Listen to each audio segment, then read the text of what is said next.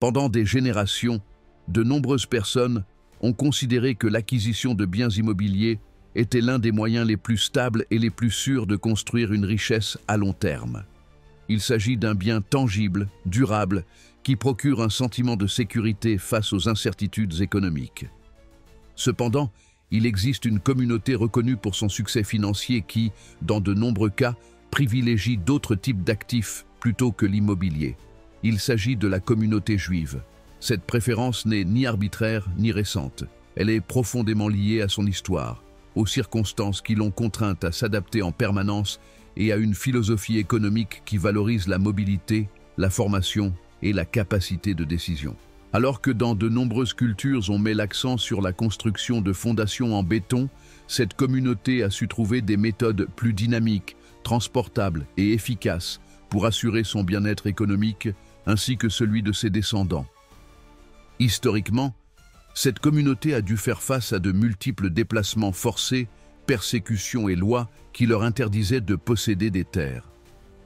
Ces expériences les ont amenés à développer une relation différente avec l'argent.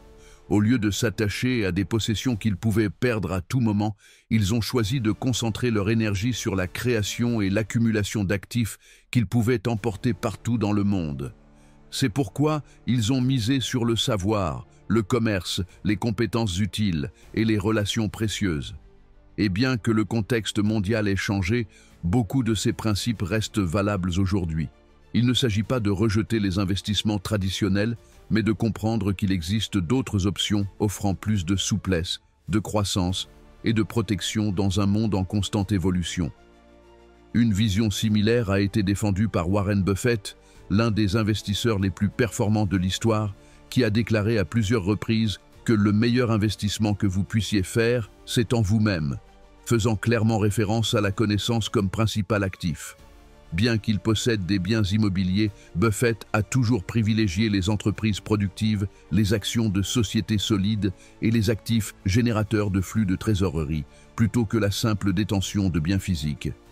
Nous allons explorer 9 actifs concrets que de nombreuses personnes au sein de la communauté juive placent en priorité avant l'immobilier. Certains sont anciens, d'autres plus récents, mais tous partagent une logique fondamentale. Construire une richesse réelle sans dépendre de structures rigides. Restez jusqu'à la fin, car le 9e actif risque fort de vous surprendre. Et si vous souhaitez approfondir des sujets tels que la liberté financière, les stratégies d'investissement ou le développement du patrimoine sous un angle différent, n'oubliez pas de vous abonner et d'activer les notifications. C'est parti. Actif 1, l'éducation financière. Dans la vision économique qui caractérise de nombreuses familles juives, l'apprentissage financier n'est ni accessoire ni une compétence optionnelle. Au contraire, il est considéré comme un investissement central, constant et absolument nécessaire au développement personnel et familial. Il ne s'agit pas d'un savoir que l'on acquiert à un moment précis de la vie, mais d'un processus continu qui commence dès l'enfance et se prolonge dans le temps en s'adaptant aux circonstances de chaque étape. Dès le plus jeune âge, on cultive l'idée que le savoir est une forme de richesse que personne ne peut vous enlever. C'est pourquoi l'apprentissage ne se limite pas à la formation religieuse ou culturelle, mais s'étend également à des domaines tels que l'économie, le droit, le commerce, la logique, l'éthique et la pensée critique. Cette approche éducative vise à former des individus capables de comprendre leur environnement économique et de prendre des décisions éclairées de manière autonome et réfléchie. Le résultat de cette philosophie est une base de connaissances solide, difficile à éroder et entièrement portable. Contrairement à un bien physique qui peut se déprécier, être confisqué ou devenir inutilisable à cause de circonstances extérieures, la connaissance financière perdure. Elle n'est pas affectée par l'inflation, ne dépend pas des conditions du marché immobilier et ne peut être soumise à une intervention gouvernementale. Elle est toujours avec vous, où que vous soyez. Et surtout, cette connaissance ne reste pas statique, elle grandit avec le temps. Plus elle est cultivée, plus elle est capable d'influencer positivement les décisions. Chaque nouvelle expérience, chaque lecture ou mentorat, chaque erreur comprise devient une brique supplémentaire dans la construction d'une intelligence financière qui permet d'analyser, de prévoir et d'agir avec une vision à long terme. Se former à la finance ne revient pas à mémoriser des formules ou à suivre des conseils généraux. Il ne suffit pas non plus de lire 1 ou 2 livres à succès. La véritable éducation financière implique de comprendre comment l'argent circule, comment créer des opportunités dans différents contextes, comment protéger les actifs acquis et, surtout, comment construire de la valeur de manière durable. Cela implique de voir au-delà du superficiel, de remettre en question les croyances limitantes et d'apprendre à penser stratégiquement. En ce sens, de nombreux jeunes issus de ces familles se familiarisent très tôt avec des concepts clés tels que l'effet de levier, qui permet d'amplifier l'impact de son capital en utilisant des ressources externes de manière contrôlée. Ils apprennent également à apprécier les intérêts composés, un outil puissant pour faire croître l'argent sur le long terme, ainsi qu'à comprendre l'importance de la diversification, c'est-à-dire à ne pas mettre tous ses œufs dans le même panier. Un bon exemple de cette philosophie se trouve dans la vie de Warren Buffett. Considéré comme l'un des investisseurs les plus performants de tous les temps, Buffett a toujours affirmé que le meilleur investissement qu'une personne puisse faire est en elle-même et il a démontré comment une bonne application des connaissances financières peut générer des résultats extraordinaires. Dès son enfance, Buffett s'est intéressé au commerce, à la comptabilité et au marché. Cette passion précoce l'a amené à lire des centaines de livres avant même de terminer ses études secondaires. Sa capacité à analyser des entreprises et à prendre des décisions fondées sur des données solides ne vient pas de la chance, mais d'une préparation constante commencée bien avant son premier succès boursier. Par ailleurs, une attention particulière est portée à la gestion du risque.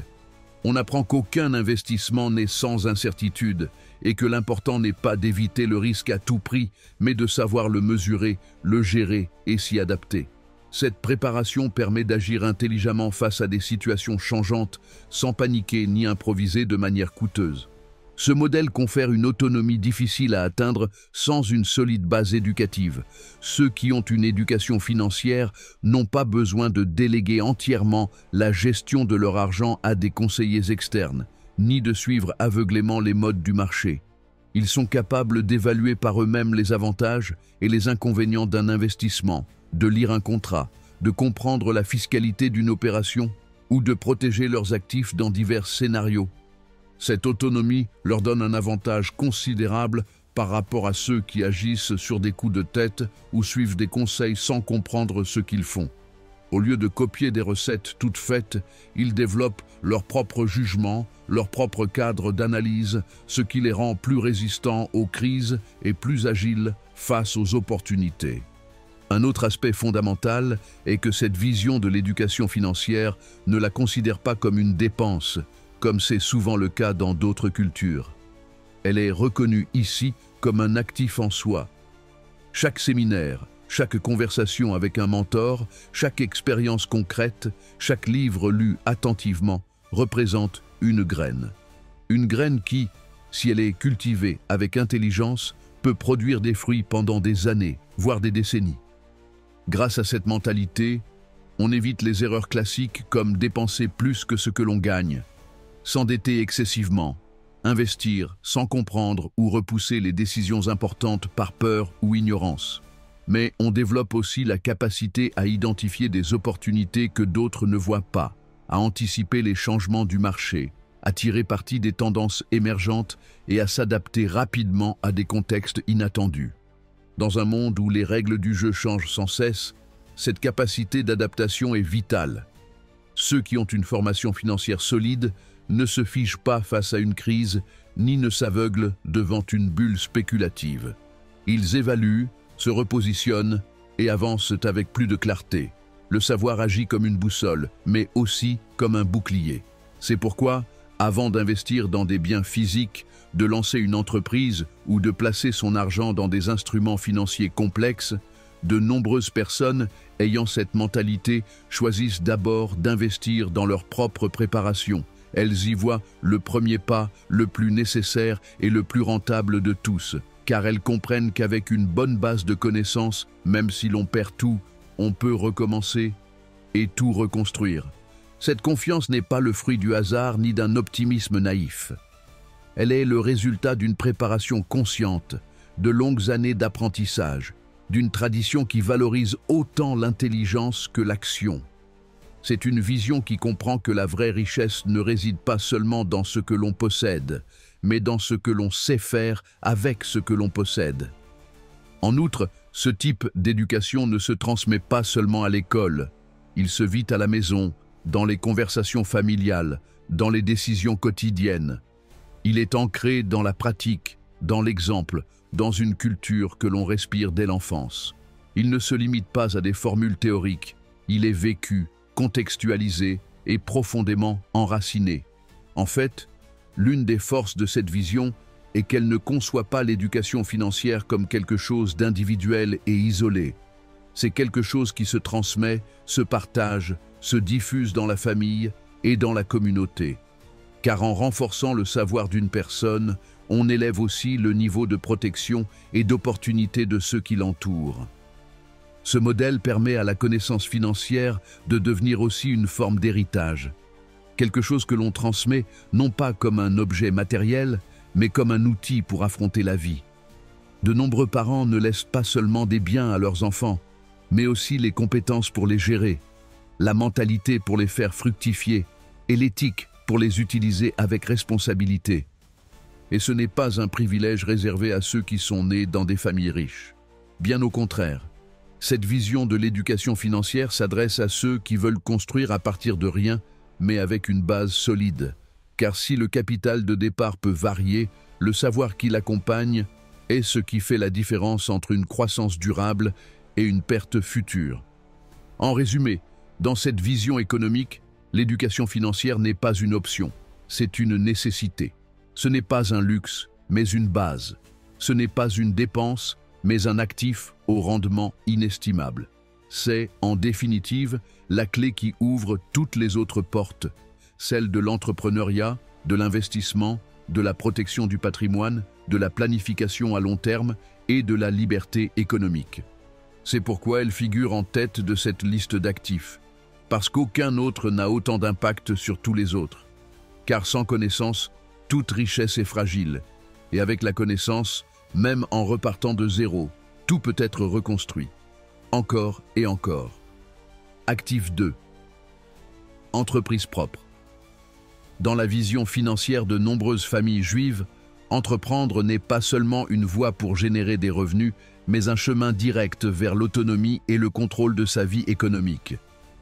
Contrairement à un emploi avec un salaire fixe qui dépend de décisions extérieures, une entreprise bien gérée permet de générer des flux de trésorerie constants, avec des possibilités de croissance et de prévisibilité. Cette indépendance économique est perçue comme une protection contre les crises et comme une source d'expansion illimitée.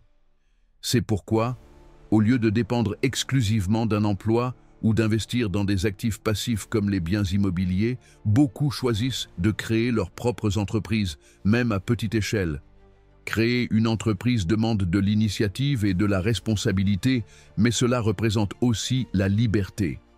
C'est décider comment travailler, dans quelles conditions, avec quel objectif et avec quel impact. Tout au long de l'histoire, il est courant de voir des exemples de familles juives ayant créé des boutiques, des ateliers, des cabinets de conseil ou des entreprises familiales et qui aujourd'hui ont évolué vers des entreprises numériques, technologiques ou à portée mondiale. L'objectif n'est pas seulement de gagner de l'argent, mais de construire quelque chose de durable, de transmettre à ses enfants la valeur de créer, plutôt que de simplement consommer.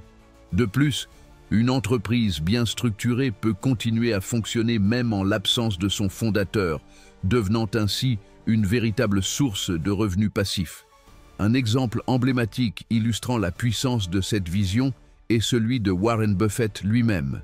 Bien qu'il soit mondialement connu en tant qu'investisseur, son immense succès financier ne provient pas uniquement de l'achat d'actions, mais de la construction de son propre modèle d'entreprise autour d'une structure organisationnelle solide et autosuffisante. Très jeune, Buffett ne s'est pas contenté d'un emploi traditionnel.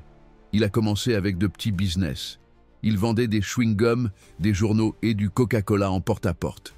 À 11 ans, il avait déjà acheté ses premières actions et il comprit rapidement que diriger une entreprise était bien plus rentable que de se limiter à être un simple actionnaire externe. À travers Berkshire Hathaway, Buffett a créé un réseau d'entreprises qui fonctionne de manière autonome, générant des bénéfices constants, même sans son intervention directe. Sa capacité à concevoir un système productif qui continue à croître sans sa présence quotidienne est l'un des meilleurs exemples modernes de la manière dont une entreprise peut devenir un actif vivant, évolutif et générateur de revenus à long terme. Dans ses propres mots, si vous ne trouvez pas un moyen de gagner de l'argent pendant que vous dormez, vous travaillerez jusqu'à votre mort. Un autre point central est la capacité d'adaptation. Alors qu'un bien immobilier est fixe et immobile, une entreprise peut se transformer, se réinventer, s'étendre ou même migrer vers un autre pays. Cette flexibilité est essentielle dans un environnement économique en perpétuel changement. En effet, cette capacité de transformation a été essentielle pour que de nombreuses familles conservent leur stabilité financière au fil du temps. Lorsque les conditions politiques ou économiques changent, qu'il s'agisse de guerre, de crise fiscale ou de modifications réglementaires, le propriétaire d'un actif physique n'a pas toujours la capacité de réagir rapidement. En revanche, un entrepreneur ayant développé des compétences en commerce, en leadership, en stratégie et en gestion des ressources humaines peut rediriger son énergie vers d'autres marchés, ajuster son modèle d'entreprise ou recommencer sans perdre totalement son élan.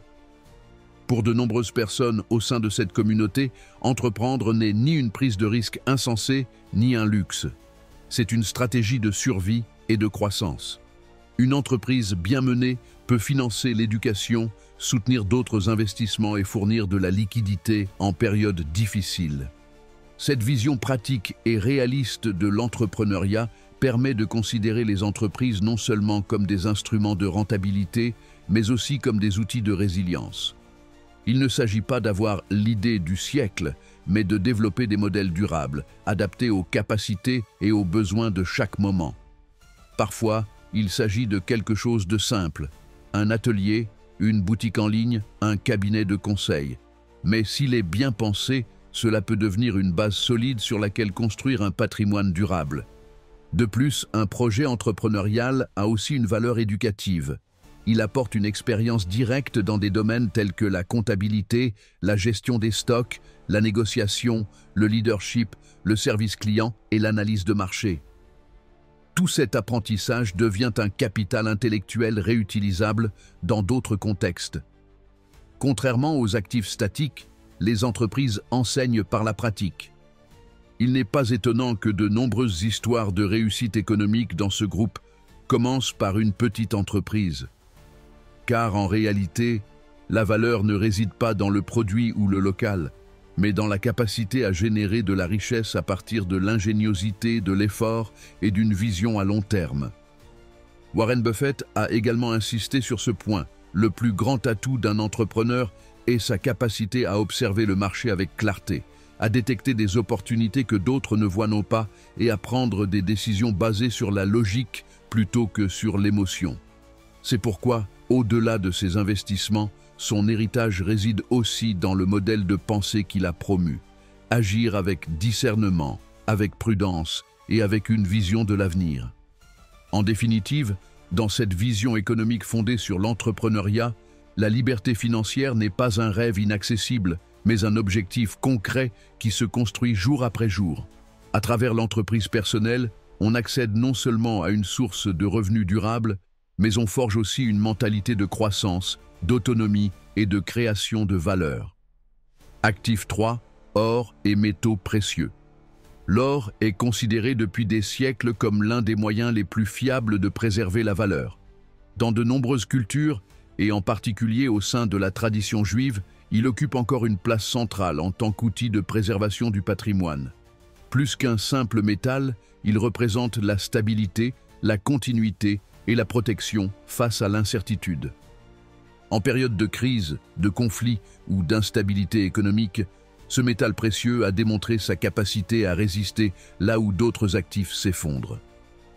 Contrairement à un bien immobilier qui peut être saisi, détruit ou bloqué, l'or est discret, facile à transporter et accepté dans le monde entier. Sa portabilité en fait une protection silencieuse, mais extrêmement efficace contre l'inflation, la dévaluation et les turbulences financières. L'un de ses grands avantages est qu'il ne dépend ni des banques, ni des gouvernements, ni de la technologie pour exister ou fonctionner. Cette indépendance est essentielle pour une communauté qui, historiquement, a fait face à des déplacements forcés et a dû apprendre à protéger ses ressources sans dépendre de tiers. Au fil des générations, l'or a été la garantie ultime, une réserve silencieuse qui n'est soumise ni à des promesses, ni à des contrats, ni à des systèmes politiques instables. C'est pourquoi il n'est pas rare que de nombreuses personnes choisissent de conserver une partie de leur capital sous forme d'or physique, que ce soit en lingots, en pièces ou en petits objets, pouvant être transportés ou transmis sans complications ni intermédiaires. Cette stratégie offre à la fois de la liquidité et de la sécurité, même dans des contextes défavorables. Il s'agit d'un actif qui ne nécessite aucun entretien, qui ne perd pas de valeur par usure et qui peut être conservé pendant des décennies sans altération. En plus de l'or, on accorde également de la valeur à la possession d'autres métaux comme l'argent ou le platine, qui partagent des propriétés similaires et sont souvent plus accessibles pour ceux qui commencent à constituer leur portefeuille. Dans de nombreux foyers, dès le plus jeune âge, on enseigne la valeur de ces actifs, non seulement comme instrument financier, mais aussi comme partie intégrante d'une culture qui privilégie la prévoyance et la capacité à réagir face à l'imprévu. À une époque de plus en plus dominée par le numérique et l'immatériel, conserver une partie du patrimoine dans des actifs physiques ayant fait leurs preuves à travers l'histoire reste un choix stratégique. Alors que certains misent tout sur les systèmes bancaires ou sur des investissements hautement volatiles, d'autres préfèrent disposer d'une réserve tangible, fiable et indépendante de toute promesse extérieure. Et bien que Warren Buffett ait historiquement été critique à l'égard de l'or en tant qu'investissement, affirmant qu'il ne génère ni revenus ni dividendes, son parcours offre également une leçon utile dans ce contexte. En 2020, lors d'une période de grande incertitude mondiale, Buffett a surpris en investissant dans Barrick Gold, l'une des plus grandes sociétés minières d'or au monde. Bien qu'il se soit ensuite défait de cette participation, ce mouvement a montré que même les investisseurs les plus rationnels et orientés vers les résultats peuvent voir un intérêt stratégique dans les métaux précieux dans certains contextes économiques. Cet épisode démontre que, au-delà des positions personnelles, même ceux qui préfèrent habituellement les actifs productifs reconnaissent que l'or peut jouer un rôle tactique en temps d'incertitude ou de risque systémique élevé. Il ne s'agit pas de choisir entre une approche ou une autre, mais de comprendre comment et quand chaque actif peut remplir une fonction spécifique au sein d'un portefeuille bien construit. Dans cette optique, de nombreuses familles suivant cette philosophie économique ne considèrent pas l'or comme un instrument spéculatif, mais comme une assurance. Une sorte de police silencieuse qui ne dépend de personne et qui est toujours prête à intervenir au bon moment. La possession de métaux précieux devient ainsi une déclaration d'indépendance financière, une manière d'assurer qu'en toutes circonstances, il y aura toujours une valeur réelle à disposition. De plus, cette habitude est généralement intégrée très tôt dans l'éducation financière. Les enfants apprennent la valeur d'une véritable pièce en argent, on leur montre comment peser un lingot ou on leur explique pourquoi certaines pièces ont une valeur qui dépasse celle du marché. Cette familiarité précoce crée une conscience patrimoniale différente, qui valorise le tangible et l'essentiel au-dessus de l'éphémère ou du purement symbolique. L'or, comme les autres actifs présentés dans cette série, remplit une fonction précise. Il ne remplace pas tout le reste, mais il apporte un niveau de stabilité difficile à égaler. Son histoire, son acceptation internationale et sa résistance au temps en font l'un des outils les plus anciens et encore aujourd'hui les plus efficaces pour protéger le patrimoine familial. Actif 4. Actions d'entreprise solides. Investir dans des actions de sociétés bien établies est une pratique largement répandue parmi ceux qui cherchent à faire croître leur patrimoine sur des bases solides. Au sein de nombreuses familles juives, cette stratégie occupe une place de choix, car elle permet de participer au succès d'entreprises réelles sans avoir besoin d'en créer une soi-même. C'est une manière intelligente de faire travailler l'argent sans assumer les complexités et les risques liés au lancement d'une entreprise. Lorsqu'une personne achète des actions, elle acquiert une part d'une entité qui génère des revenus, possède des actifs et a un potentiel de croissance. Ce n'est pas un pari sur la valeur future d'un actif abstrait, mais une participation directe au résultat d'un effort productif concret. Avec le temps, ce type d'investissement a souvent offert des rendements supérieurs à ceux de nombreux actifs traditionnels, y compris l'immobilier, surtout lorsqu'il est abordé avec une vision à long terme. L'une de ses grandes forces réside dans sa liquidité. Contrairement à un bien immobilier qui implique des processus longs et complexes pour être achetés ou vendus, les actions peuvent être négociées rapidement sur les marchés financiers. Cette flexibilité est essentielle pour s'adapter à différents scénarios économiques et permet de reconfigurer son portefeuille d'investissement avec agilité. Si le contexte change ou que les priorités évoluent, une simple opération suffit pour ajuster la stratégie. La vision stratégique qui prédomine dans cette communauté ne repose pas sur la spéculation, mais sur la sélection d'entreprises aux fondamentaux solides, au parcours éprouvé et à l'orientation long terme. Il s'agit de construire de la stabilité et du rendement, et non de rechercher des gains rapides. Les décisions sont basées sur l'analyse, pas sur les émotions, sur les données financières, pas sur les rumeurs ou les modes passagères. Un exemple emblématique de cette approche est celui de Warren Buffett, probablement l'investisseur le plus reconnu au monde. Sa stratégie, développée sur plusieurs décennies, consiste précisément à identifier des entreprises solides, dotées de modèles économiques stables, de marges soutenables et d'avantages compétitifs durables. Parmi ces investissements les plus célèbres figurent Coca-Cola, Apple, American Express et Moody's, des entreprises qui génèrent non seulement d'énormes revenus, mais versent aussi des dividendes réguliers à leurs actionnaires. Buffett ne cherche pas à gagner vite sur le marché. Son succès repose sur l'achat d'excellentes entreprises à des prix raisonnables et leur détention pendant des années, voire des décennies. Il a souvent affirmé que son horizon idéal d'investissement est pour toujours. Ce principe de permanence, cette capacité à résister à la volatilité du marché sans céder à la panique ou à l'euphorie, correspond profondément à la manière dont de nombreuses familles juives conçoivent l'investissement comme un outil de préservation, de croissance et de transmission. Un autre aspect très apprécié est la possibilité de générer des revenus passifs grâce aux dividendes. De nombreuses entreprises redistribuent régulièrement une partie de leurs bénéfices à leurs actionnaires, ce qui permet d'obtenir un flux de trésorerie sans devoir vendre ses titres. Avec le temps, le réinvestissement de ces dividendes peut multiplier significativement le capital, grâce au pouvoir des intérêts composés. Buffett lui-même a réinvesti historiquement une grande partie de ses revenus afin d'accélérer encore davantage la croissance de son portefeuille. En outre, l'exposition constante à ce type d'investissement possède une forte valeur éducative. Construire un portefeuille diversifié d'actions n'est pas seulement une opération rentable, c'est aussi un outil de formation. Cela permet d'en apprendre plus sur l'économie mondiale, la gestion d'entreprises, les secteurs productifs et les processus de décision au sein des grandes structures corporatives. Savoir lire un bilan, comprendre les indicateurs clés de rentabilité ou analyser la stratégie d'une entreprise sont des compétences qui se développent avec l'expérience active sur les marchés boursiers.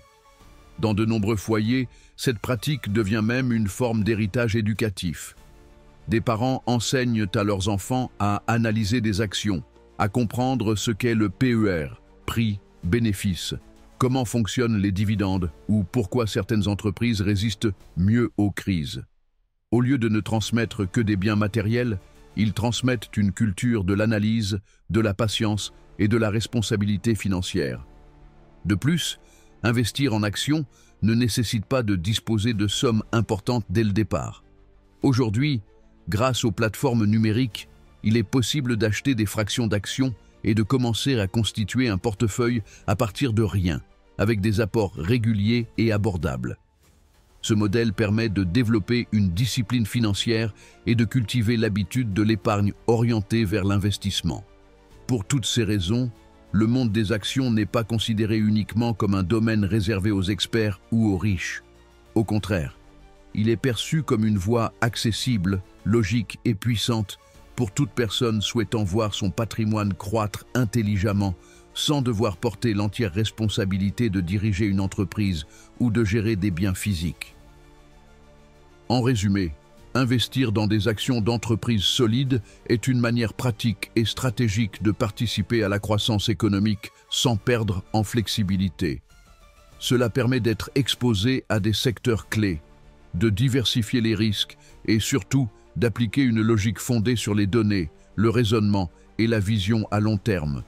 Ce n'est pas un hasard si tant d'histoires de réussite incluent, parmi leurs piliers, un portefeuille d'investissement soigneusement construit et maintenu pendant des années selon la même philosophie que celle prônée par Warren Buffett. Patience, analyse et confiance dans la valeur réelle de ce que l'on choisit. Actif 5. Propriété intellectuelle. Dans le monde actuel, l'un des actifs les plus puissants et en même temps les moins compris est la propriété intellectuelle. Pour de nombreuses personnes au sein de la communauté juive qui, historiquement, ont placé le savoir au cœur de leur développement, ce type d'actif représente une forme sophistiquée et durable de génération de revenus. Il s'agit d'un modèle qui incarne l'essence de la transformation d'idées en patrimoine, du talent en rendement et de la construction de richesses sans dépendre des biens physiques traditionnels. Il ne s'agit pas de posséder quelque chose de matériel, mais de créer quelque chose d'unique, une idée, une méthode, une œuvre, une invention, un livre, une chanson, un brevet ou même un logiciel sont autant de produits de l'esprit humain qui peuvent générer des revenus encore et encore, sans nécessité de présence physique ni d'infrastructures coûteuses. Cette capacité à produire de la valeur constante à partir d'un seul effort créatif initial fait de la propriété intellectuelle une source de revenus passifs très puissante. Un auteur est rémunéré à chaque fois que quelqu'un acquiert son œuvre. Un inventeur peut céder sa création sous licence à des entreprises et percevoir des bénéfices réguliers. Un formateur en ligne peut partager son expertise avec des milliers de personnes dans différents pays sans limite géographique. Ces formes de revenus passifs s'accordent parfaitement avec une mentalité qui valorise l'intelligence appliquée plutôt que le capital matériel. Ce sont des actifs qui ne prennent pas de place, ne requièrent pas d'entretien, mais peuvent croître sans limite. Ce qui rend cet actif particulièrement intéressant, c'est sa capacité d'échelle. Un contenu de qualité peut atteindre des millions de personnes sans nécessité d'investissement supplémentaire pour chaque vente ou cours dispensé. Cette scalabilité transforme les idées en véritables moteurs de croissance exponentielle. À l'inverse des biens physiques, qui s'usent ou se détériorent, le savoir partagé peut se multiplier indéfiniment. L'essor des plateformes numériques a permis une monétisation inédite du savoir. Des services comme Amazon, Spotify, YouTube ou les plateformes éducatives permettent aux créateurs de diffuser et de rentabiliser leurs œuvres directement, sans intermédiaire. Aujourd'hui, il suffit d'écrire un livre, de créer un cours ou de composer une chanson depuis chez soi et le lendemain, avoir une audience sur 5 continents. Cette démocratisation de la diffusion offre des opportunités sans précédent dans l'histoire. De plus, la propriété intellectuelle est protégée juridiquement par des outils tels que les brevets, les droits d'auteur et les marques déposées. Ces protections garantissent que ceux qui créent de la valeur par leur esprit puissent en bénéficier sans risquer le plagiat ou l'appropriation illégitime. Elles apportent structure et solidité à un actif immatériel qui pourrait sembler fragile, mais qui, bien géré, peut s'avérer plus rentable et durable que de nombreux actifs tangibles. Il n'est pas surprenant que tant de personnes juives se distinguent dans les industries créatives, technologiques, musicales ou académiques. Là où l'essentiel n'est pas ce que l'on possède matériellement, mais la capacité à générer, structurer et partager un savoir précieux. La tradition intellectuelle, la pensée critique et la transmission du savoir comme forme d'héritage s'expriment ici pleinement.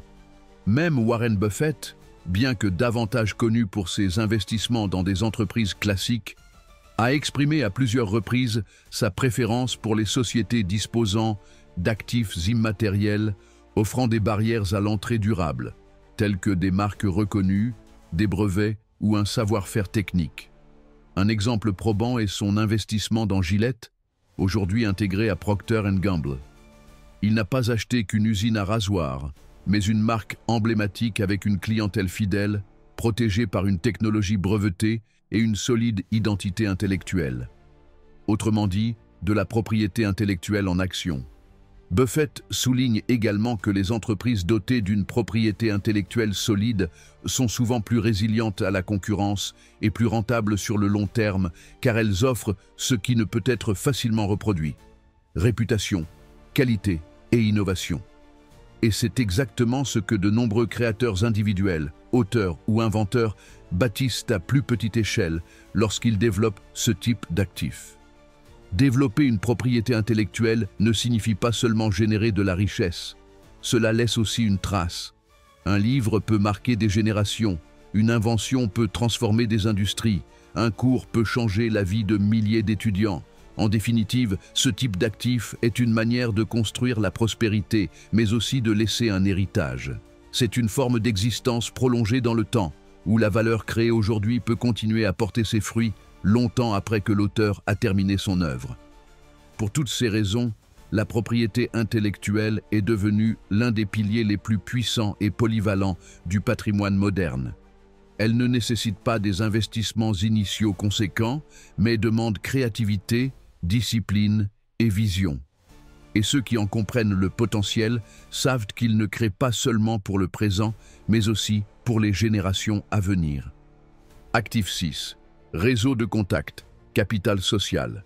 Dans de nombreuses cultures, les relations personnelles sont valorisées, mais dans la tradition financière juive, les liens humains solides sont compris comme un actif à part entière, aussi important, voire plus, que toute propriété ou investissement matériel. Il ne s'agit pas simplement d'avoir des connaissances, mais de construire un réseau solide de personnes ayant des principes, des connaissances et une volonté de collaboration. Ce réseau, bien géré, devient une source constante d'opportunités, d'apprentissage et de soutien dans les moments clés de la vie. Dès le plus jeune âge, on enseigne l'importance de nouer des relations authentiques, de s'intégrer dans des communautés fortes et de cultiver la confiance mutuelle. Ce n'est pas seulement une question de courtoisie ou d'affection, c'est une stratégie.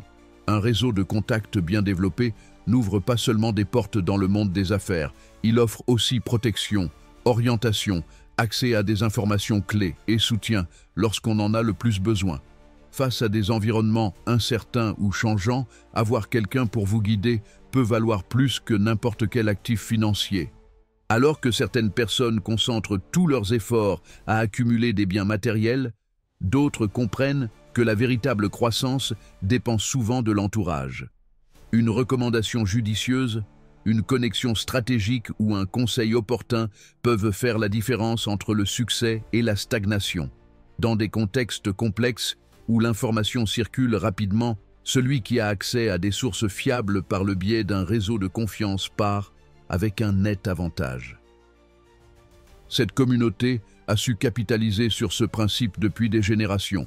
Il ne s'agit pas de se refermer sur soi-même, mais de générer de la valeur collectivement, en s'entraidant et en collaborant également avec ceux qui partagent une éthique et une vision à long terme.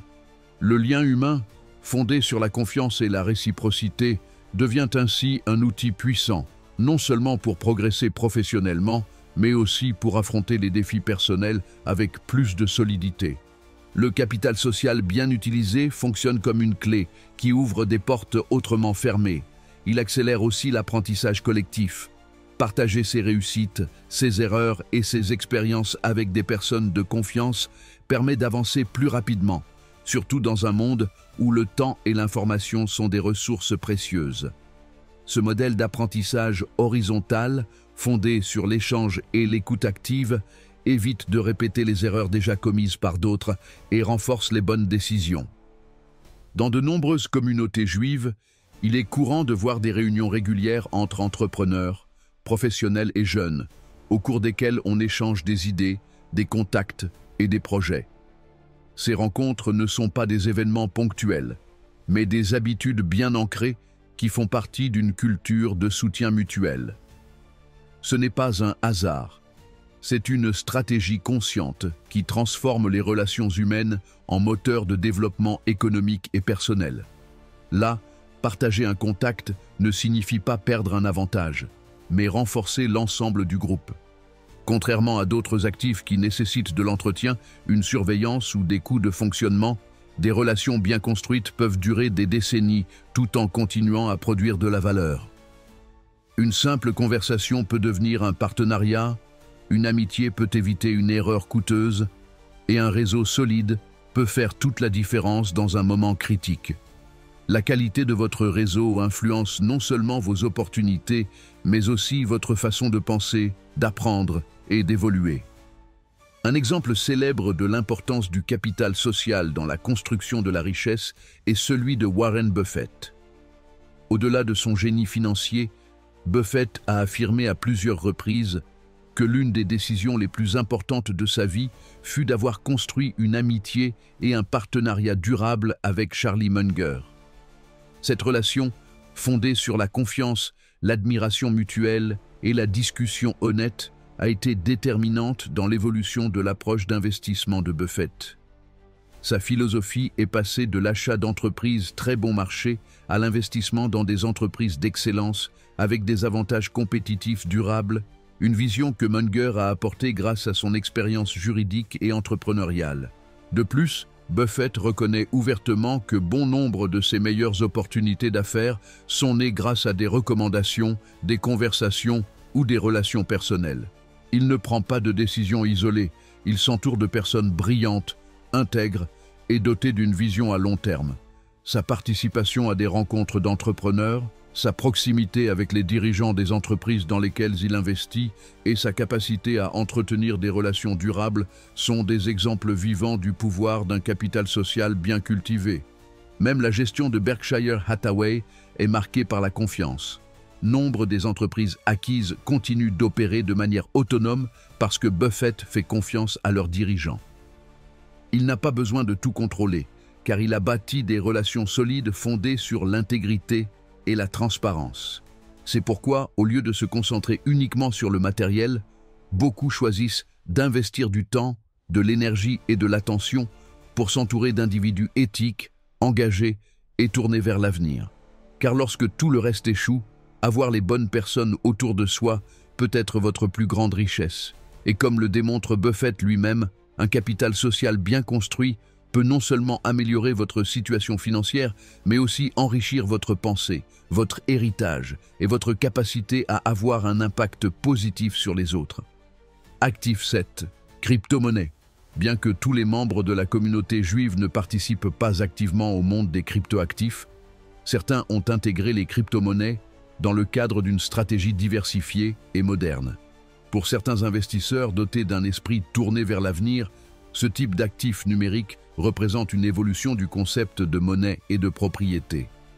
Les crypto-monnaies, telles que le Bitcoin, ont attiré l'attention de groupes qui valorisent l'indépendance financière, la confidentialité et la capacité à déplacer du capital sans dépendre des institutions traditionnelles. En ce sens, elles fonctionnent comme une version numérique de l'or, rare, résistante à la censure et opérable en dehors du contrôle étatique ou bancaire. L'intérêt pour ces actifs numériques dans certains milieux juifs n'est pas un hasard.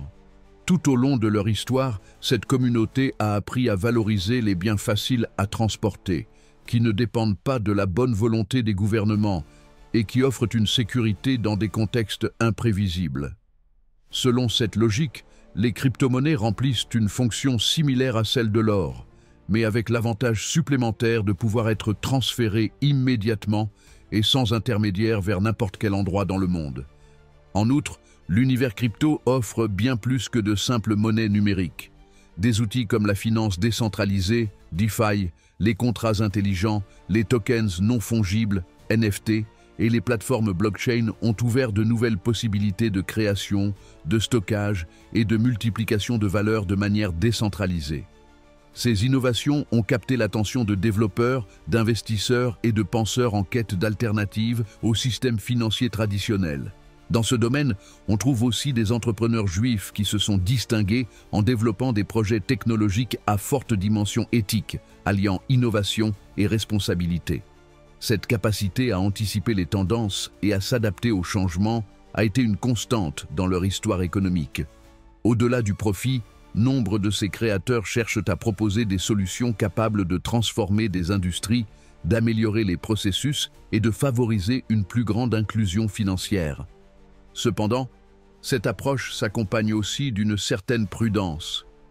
La tradition financière de cette communauté repose sur une analyse rigoureuse et une gestion consciente des risques. Ainsi, même si certains adoptent les crypto-monnaies, ils le font de manière contrôlée, sans miser tout leur patrimoine sur des actifs volatiles. L'éducation financière, la recherche approfondie et la diversification demeurent des piliers essentiels. À ce stade, il convient de rappeler la position de Warren Buffett sur le sujet. Buffett a été un critique notoire du Bitcoin et de nombreuses crypto-monnaies qu'il a qualifiées d'actifs qui ne produisent rien et dont la valorisation dépend uniquement de ce qu'un autre est prêt à payer. Pour lui, un actif qui ne génère pas de flux de trésorerie n'est pas un investissement, mais de la spéculation. Sa position est cohérente avec sa philosophie d'investissement axée sur des actifs productifs, comme des entreprises avec des bénéfices réels, prévisibles et en croissance, plutôt que sur des actifs dont l'unique espoir de gain repose sur leur revalorisation. Néanmoins, la critique de Buffett ne vise pas la technologie blockchain en elle-même, mais plutôt l'usage irréfléchi d'actifs volatiles sans en comprendre les fondements. Son point de vue, bien que sceptique, constitue un avertissement pertinent. Toute personne souhaitant entrer dans l'univers des crypto-monnaies doit le faire en toute connaissance de cause, sans se laisser emporter par les effets de mode ou la promesse de gains rapides. Dans cette optique, l'intégration des crypto-monnaies dans un portefeuille doit se faire, comme c'est souvent le cas dans de nombreux cercles juifs, avec responsabilité et vision stratégique. Il est essentiel d'analyser avec soin, de comprendre les technologies, d'identifier les risques et de ne pas engager plus que ce que l'on est prêt à perdre. Ce sont des principes fondamentaux pour éviter des erreurs coûteuses. Lorsqu'elles sont comprises et utilisées de manière responsable, les crypto-monnaies peuvent devenir un complément stratégique dans un portefeuille bien conçu. Elles ne remplacent pas les autres actifs plus stables, mais offrent une alternative de protection et une nouvelle manière de participer à l'économie numérique mondiale. Pour ceux qui valorisent la liberté financière, elles peuvent représenter un outil essentiel pour préserver leur autonomie, leur flexibilité et leur vision à long terme. En définitive, l'essentiel ne réside pas dans l'actif lui-même, mais dans la manière dont il s'intègre dans une stratégie cohérente. Et comme le rappelle souvent Buffett dans ses interventions, le plus important n'est pas de suivre la dernière tendance, mais de comprendre profondément dans quoi l'on investit et pourquoi. Actif 8. Art et objets de valeur. Investir dans l'art n'est pas simplement une question de bon goût ou une inclinaison pour l'esthétique. Pour de nombreuses personnes au sein de la communauté juive, l'art et les objets de valeur représentent quelque chose de bien plus profond, une stratégie de protection patrimoniale qui combine beauté, histoire, mobilité et rentabilité à long terme. En ce sens, acquérir une œuvre d'art ne revient pas seulement à décorer un espace, mais à protéger une partie du capital face aux aléas des systèmes financiers traditionnels. Ce type d'actif non conventionnel a joué un rôle clé à des moments historiques où la stabilité était précaire, voire inexistante. Dans des contextes de persécution ou de migration forcée, lorsque les biens physiques étaient abandonnés ou expropriés, les objets précieux, tels que les bijoux, manuscrits, œuvres d'art ou montres uniques, faisaient office de réserve compacte, transportable et reconnue mondialement. Ils ne dépendaient ni d'une monnaie nationale, ni d'une banque, ni de la bonne volonté d'un État. Leur valeur était comprise dans de multiples cultures et, dans de nombreux cas, pouvait garantir la survie de familles entières. L'un des aspects les plus remarquables de ce type d'investissement est précisément sa portabilité. une peinture de petit format, une bague sertie d'une pierre précieuse ou une sculpture de taille moyenne peuvent être transportées relativement facilement, même en situation d'urgence. Contrairement à une maison ou un terrain qui nécessitent des formalités, des actes notariés et sont liés à un territoire, les objets artistiques peuvent traverser les frontières sans perdre leur valeur. Cela leur confère un avantage décisif dans les scénarios d'incertitude. En outre, ces actifs ne sont pas soumis aux mêmes règles que les marchés boursiers. Leur cotation ne fluctue pas au quotidien avec la même volatilité qu'une action ou qu'une crypto-monnaie. Leur valeur se construit avec le temps, en fonction de leur rareté, de leur histoire, de leur hauteur, de leur état de conservation et de la demande dans les cercles spécialisés. Cela en fait un refuge face aux crises économiques, aux dévaluations ou aux krachs boursiers. Dans de nombreux foyers, en particulier ceux qui valorisent la formation culturelle, il est courant de trouver des œuvres ou des pièces héritées qui, au-delà de leur aspect décoratif, possèdent une valeur économique considérable. Mais le plus important est que cette valeur ne se limite pas à l'objet en lui-même, mais au savoir qui l'accompagne. Savoir reconnaître une pièce authentique, comprendre son origine, connaître les dynamiques du marché de l'art. Cette formation patrimoniale devient, en soi, un actif. Et dans ce type d'investissement, le discernement est primordial. Il ne suffit pas d'acheter de l'art au hasard en espérant une hausse de prix. Il faut un regard exercé, une sensibilité cultivée et bien souvent aussi un réseau de contacts appropriés. En ce sens, la tradition juive, avec son insistance sur l'étude, la transmission du savoir et la valorisation du symbolique, a su intégrer ces connaissances dans l'éducation familiale.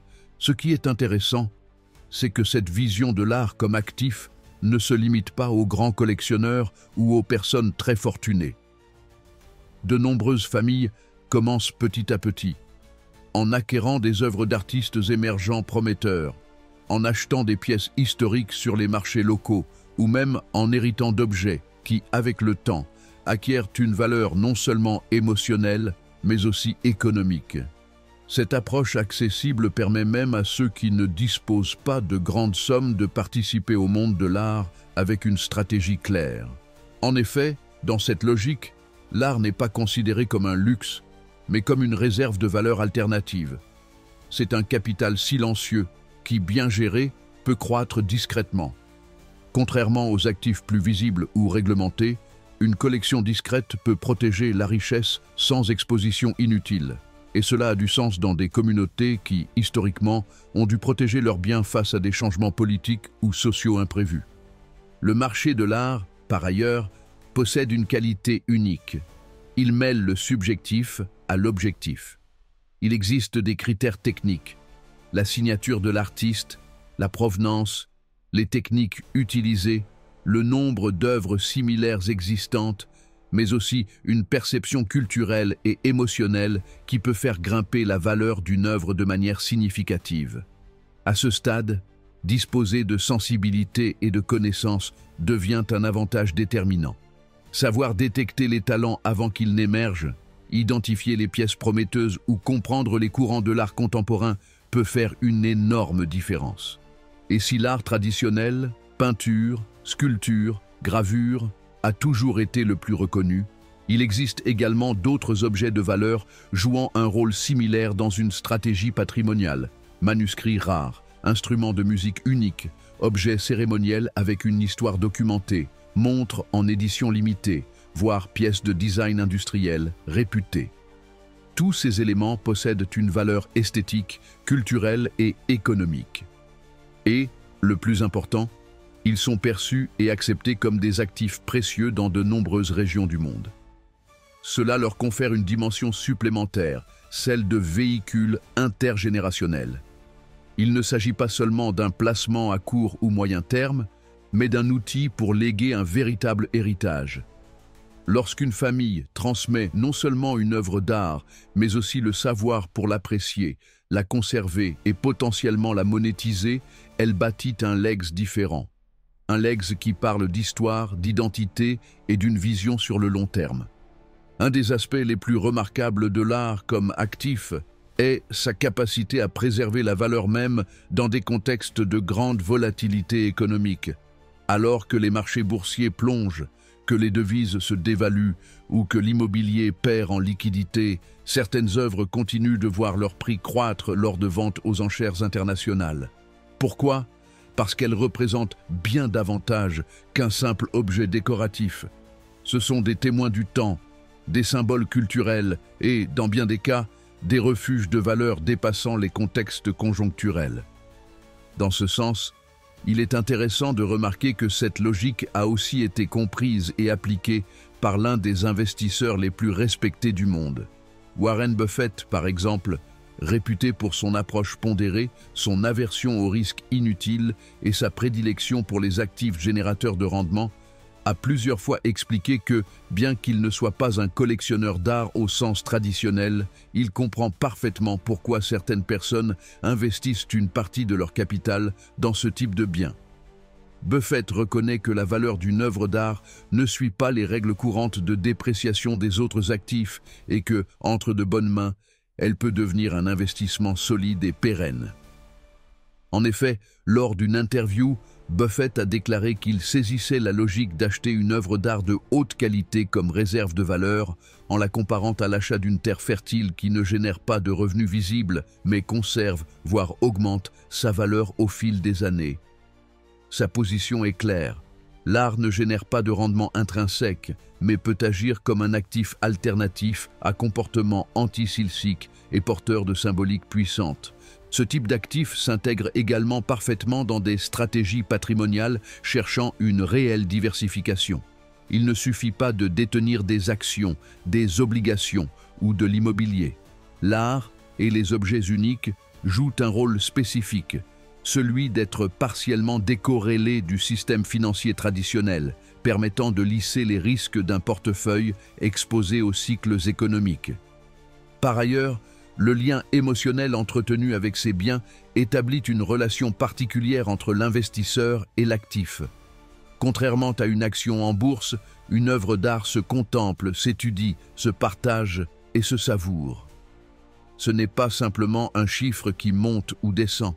C'est une présence tangible, esthétique et culturelle, apportant aussi une dimension symbolique et personnelle. Un autre point fondamental expliquant la pérennité de l'art comme actif est son caractère unique. Contrairement à la monnaie fiduciaire, qui peut être émise à l'envi ou même aux actions, qui peuvent être fractionnées ou diluées, une œuvre d'art originale est unique. Elle est irremplaçable. Cette rareté lui confère un pouvoir que rien ne peut reproduire. Et dans un monde où l'abondance de produits a banalisé nombre de biens, la rareté devient encore plus précieuse. Cette rareté devient encore plus significative lorsqu'elle s'accompagne d'histoires, d'authenticité et de provenance. Une œuvre signée par un artiste reconnu, avec une traçabilité claire et conservée en bon état, peut voir sa valeur multipliée au fil du temps. Non pas par pure spéculation, mais parce que le marché de l'art est de plus en plus mondialisé et la concurrence entre collectionneurs, investisseurs, musées et fondations pour acquérir les pièces les plus remarquables ne cesse de croître. Dans ce contexte, de nombreuses familles n'achètent pas seulement de l'art pour protéger leur capital, mais aussi pour initier leurs enfants à cet univers. Elles visitent des musées, participent à des foires, étudient l'histoire de l'art, analysent les tendances. Cette éducation ne se limite pas au plaisir esthétique, mais vise à développer un regard stratégique, capable de reconnaître des actifs précieux, même s'ils ne sont pas encore pleinement reconnus. De la même manière que l'on apprend à lire un bilan ou à évaluer une entreprise, on peut apprendre à lire une œuvre d'art, à comprendre ce qui la rend spéciale, à identifier les écoles ou les courants qui la soutiennent et à saisir sa place sur le marché international. Cette combinaison de culture et de stratégie est l'une des forces les plus discrètes, mais aussi les plus efficaces dans une planification financière intergénérationnelle. Bien sûr, comme pour tout actif, il existe aussi des risques. Il y a des contrefaçons, des modes éphémères, des œuvres sans marché ou des fluctuations inattendues. C'est pourquoi les personnes qui prennent ce type d'investissement au sérieux s'entourent d'experts, consultent des conservateurs, se forment à l'histoire de l'art et rejoignent des réseaux de confiance. Elle ne laisse rien au hasard. L'art, bien géré, n'est pas une loterie. C'est une discipline. Et c'est cette rigueur qui a permis à l'art et aux objets de valeur d'accompagner la trajectoire financière de familles entières pendant des siècles. Car ils ne se contentent pas de protéger le capital. Ils l'élèvent, le valorisent, le relient à quelque chose de plus grand. Ils lui confèrent une dimension humaine, symbolique et transcendante que peu d'autres actifs peuvent offrir. La valeur de l'art en tant qu'actif ne se limite pas à l'économique. Il joue aussi un rôle dans la construction de l'identité, dans la transmission des valeurs et dans le renforcement de l'héritage familial. Une œuvre d'art transmise, une pièce cérémonielle ou un manuscrit ancien ne représentent pas uniquement une richesse accumulée. Ce sont aussi des témoins silencieux d'une histoire commune, d'une lignée, d'une vision du monde qui traverse les générations. Dans de nombreuses familles juives, ce type d'objet fait office de pont entre le passé, le présent et l'avenir. Ils sont conservés non seulement pour leur valeur, mais aussi pour leur signification.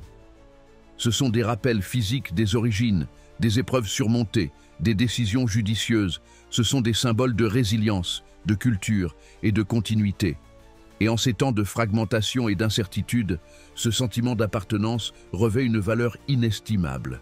C'est pourquoi, lorsqu'on pense à l'art ou aux objets de valeur, il ne s'agit pas de luxe inutile, comme certains le prétendent. Il s'agit d'une manière raffinée et profondément humaine de transformer le patrimoine en bien plus que de l'argent, de lui donner du sens, de l'histoire et de la beauté, de construire une richesse qui ne fait pas que protéger, mais qui inspire également.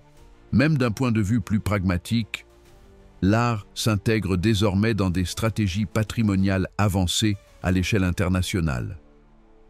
Les grands fonds d'investissement, les banques privées et les family office à haut patrimoine allouent une part de leurs ressources à ce type d'actifs, non seulement pour diversifier leur portefeuille, mais aussi en raison de leur comportement anticyclique et des avantages fiscaux offerts dans certains cadres juridiques. Et dans un monde de plus en plus numérisé et instable, disposer d'actifs tangibles, durables et culturellement validés peut faire toute la différence. La solidité émotionnelle et symbolique de l'art contraste avec la fugacité de nombreuses formes d'investissement modernes. Tandis que certains s'angoissent devant les fluctuations des crypto-monnaies ou les soubresauts du marché immobilier, d'autres contemplent paisiblement une toile accrochée dans leur salon, sachant que sa valeur ne se mesure pas uniquement en chiffres. En définitive, l'art et les objets de valeur sont bien plus que des biens décoratifs. Ce sont des actifs complets, économiques, culturels et émotionnels. Et dans la vision stratégique d'une communauté qui a su traverser des siècles de bouleversements et de défis, ils occupent une place privilégiée. Celui qui apprend à reconnaître leur potentiel ne protège pas seulement sa richesse, il élève aussi la manière dont il la vit. Maintenant que tu connais ces 8 actifs, la question est simple. Lequel vas-tu commencer à développer aujourd'hui pour construire une véritable liberté financière? La liberté financière ne tombe pas du ciel. Elle ne dépend pas exclusivement de ton salaire, de l'endroit où tu es né, ni même du nombre de diplômes que tu possèdes. Elle dépend, avant tout, de ta capacité à prendre des décisions intelligentes, à investir avec intention et à conserver une mentalité orientée vers le long terme. Et s'il y a bien quelqu'un qui incarne cette philosophie depuis plus de 70 ans, c'est Warren Buffett.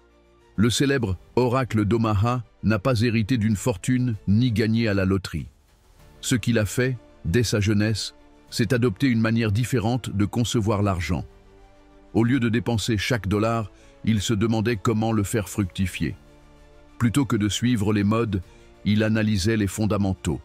Et au lieu de rechercher une gratification immédiate, il s'est concentré sur la construction d'actifs capables de générer des revenus, même pendant son sommeil. Aujourd'hui, après toute une vie consacrée à cette philosophie, il est l'une des figures les plus respectées dans le monde de l'investissement. Et ce, non pas parce qu'il possède un jet privé ou une maison extravagante, mais parce qu'il a accompli ce qu'il y a de plus difficile, devenir riche tout en restant simple, cohérent et prévisible. En fait, il vit toujours dans la même maison qu'il a achetée en 1958 et il prend son petit déjeuner chez McDonald's pour moins de 5 $. car pour lui, le luxe ne réside pas dans la dépense, mais dans la liberté de choisir comment utiliser son temps. Cette liberté, tu peux commencer à la bâtir dès maintenant, peu importe ton point de départ. Il n'est pas nécessaire d'avoir des millions sur un compte en banque pour appliquer ces principes. Ce qu'il faut, c'est commencer, lire, apprendre, analyser, modifier ta façon d'utiliser ton temps, ton énergie et ton argent. Miser sur des actifs qui te feront grandir en tant que personne et en tant qu'investisseur. Buffett l'a toujours dit, le meilleur investissement que vous puissiez faire, c'est en vous-même. Cette phrase qu'il répète souvent dans ses interviews n'est pas qu'un simple conseil de développement personnel. C'est une stratégie. Parce que si tu comprends comment fonctionne le jeu de l'argent, tu peux éviter les pièges, anticiper les crises, saisir des opportunités et, surtout, prendre des décisions qui porteront leurs fruits à long terme. Et cela ne signifie pas faire de grands paris risqués. Au contraire, la plupart des décisions de Buffett ont été réfléchies, simples et rigoureusement analysées. Par exemple, lorsqu'il a investi dans Apple, ce n'était pas parce que c'était à la mode, mais parce qu'il avait compris que son modèle économique, la fidélité de ses clients et sa capacité à générer des revenus durables correspondaient parfaitement à sa philosophie. De la même manière, lorsqu'il s'est associé à des entreprises comme Coca-Cola ou American Express, il le faisait avec une vision sur des décennies, pas sur quelques semaines. Il savait que ces marques possédaient quelque chose que beaucoup d'autres n'avaient pas.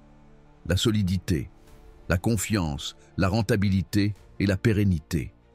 Et tu sais ce qu'il faisait pendant que ses investissements prenaient de la valeur? Il continuait à lire, à apprendre, à accumuler des connaissances. Parce qu'il savait que, sans une base solide, même les meilleures opportunités peuvent être gâchées. Cette manière de penser est totalement en phase avec ce que nous avons vu dans ce contenu. Il ne s'agit pas de choisir entre immobilier, actions ou entreprise. Il s'agit d'avoir une mentalité capable d'évaluer, de combiner, de diversifier et de s'adapter. Car le monde change, le marché change, la technologie évolue. Mais un bon sens critique bien formé reste. Beaucoup demandent à Buffett pourquoi il n'investit pas dans les crypto-monnaies. Sa réponse est limpide, non pas parce qu'elles ne fonctionnent pas, mais parce qu'il n'investit pas dans ce qu'il ne comprend pas. Cette phrase toute simple est une véritable leçon. Il n'est pas nécessaire de s'engager dans tout ce qui semble rentable. Il faut savoir où tu mets ton argent et pourquoi. C'est toute la différence entre jouer et construire. Et s'il y a une chose que Buffett nous enseigne, c'est que la vraie richesse n'est pas qu'économique. C'est aussi la liberté de choisir avec qui tu travailles, comment tu vis, quelle cause tu soutiens et quel héritage tu laisses.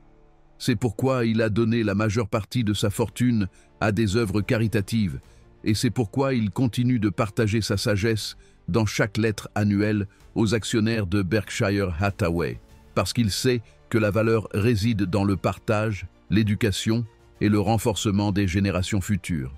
Alors, que peux-tu faire maintenant avec toutes ces informations? Tu peux continuer comme avant, en laissant le système décider à ta place, ou tu peux faire le premier pas. Il n'a pas besoin d'être spectaculaire. Il suffit de choisir un actif, de commencer à te former, de parler à quelqu'un qui en sait plus que toi, de chercher un livre qui t'éclaire, de revoir ton budget ou de dresser une liste d'objectifs réalistes pour cette année.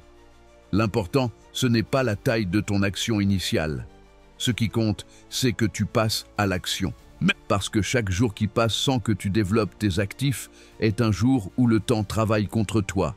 Mais lorsque tu investis avec intelligence, comme le dit Buffett, le temps devient ton meilleur allié. Les intérêts composés, qu'ils s'appliquent à l'argent ou à la connaissance, n'ont besoin que d'une chose, la continuité. Et si ce contenu t'a fait réfléchir, s'il t'a permis de voir l'argent sous un autre angle, ou s'il t'a inspiré à envisager de nouvelles stratégies, alors tu as déjà franchi une étape. Et ça, c'est bien plus précieux qu'il n'y paraît. Alors abonne-toi à la chaîne, active la cloche et rejoins une communauté qui mise sur une croissance intelligente. Car il ne s'agit pas seulement de gagner de l'argent, il s'agit de construire une vie pleine de sens, de stabilité et de vision à long terme. On se retrouve dans la prochaine vidéo.